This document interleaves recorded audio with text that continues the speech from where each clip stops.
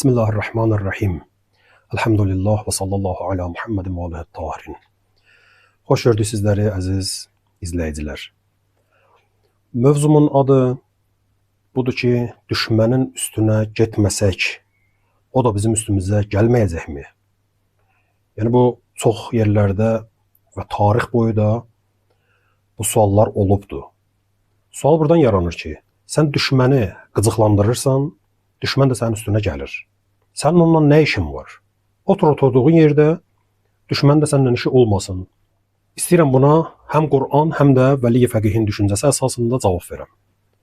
Allah Teala Qur'an-ı Kərimdə Tövbə surəsinin 32-ci ayəsində və Səf surəsinin də 8-ci ayəsində 2 dənə cəmi bu ayədən var. Cəmi 2 dənədir.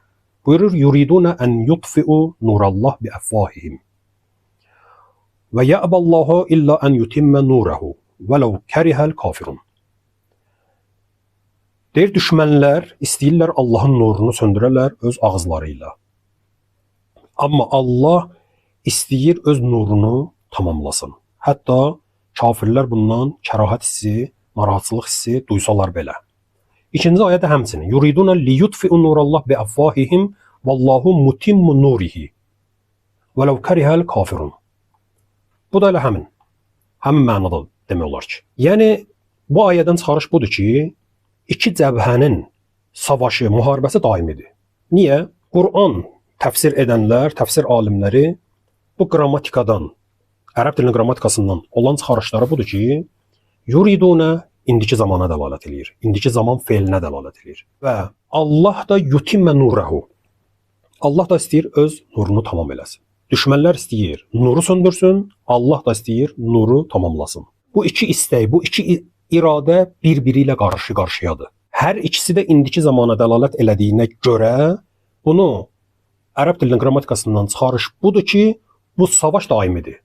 Yəni həm indiki zamana dəlalət edir, həm sonrakı zamanlara da dəlalət edir. Və iki ayənin ikisində də bu iradə davamlıdır. Deməli, buradan belə çıxır ki, həm düşmən istəyir Allahın nurunu söndürə, Allah da istəyir nurunu tamamlaya. Bu Qurandan olan çıxarışdır. Rəhbər Vəli Fəqih, istər İmam Xomeyni, istər İmam Xameneyi Qurandan çıxarışı bu cür edirlər. İndi mən mətnini oxuyacağam, siz baxın. Və buna görə də sözləri qalıcıdır. Niyə? Vəhiy heç vaxt ölməz, sönməz, vəhiy daimidir, qalıcıdır. Bütün peyğəmbərlərdə. Və hər nə o vəhiyə söykənir, o da qalıcıdır. Ona görə də bu Vəli Fəqihin sözü daim qalıcıdır və diridir. Rəhbər 2010-cu il oktyabrın 21-də bir çıxışı var. Yəni 15 il bundan öncə. Mən o çıxışı sizə oxuyuram. O çıxışı dedim, ağanın saytında var. Mən onu oxuyuram. Əlbəttə ağanın fars dili saytında. Budur ki, ruhaniyyətin əsaslı və çətin məsələlərdə bitərəf qalması nə ruhaniyyətin, nə də din düşməninin bitərəf və sakit qalmasına səbəb olmaz. Buyurur ki, İnnə əxəl hərb əl-əriq və mən ləm namə ləm yunəmən. Yəni döyüşdə olan şəxs həmişə ayıq-sayıqdır. Əleyhissalamın Nəhsül Bəlağa 62-ci məktubundadır. Döyüşçü həmişə ayıq-sayıqdır.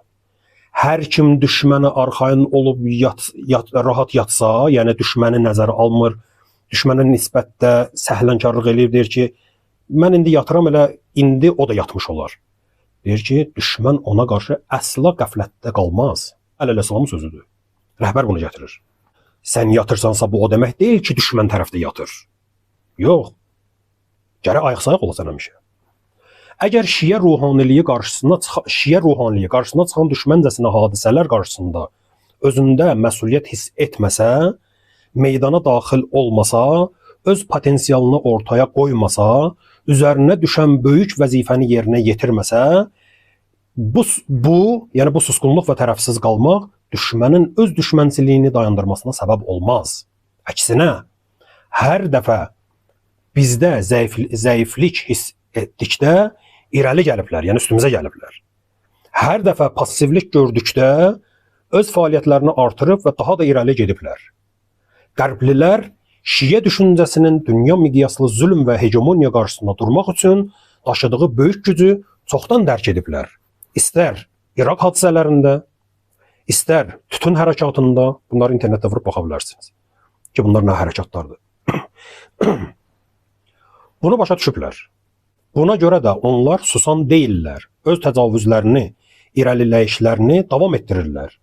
Alimlərin, ruhanilərin və elmi hövzələrin susması, tərəfsiz qalması düşmənin düşmənçiliyini əsla dayandıra bilməz.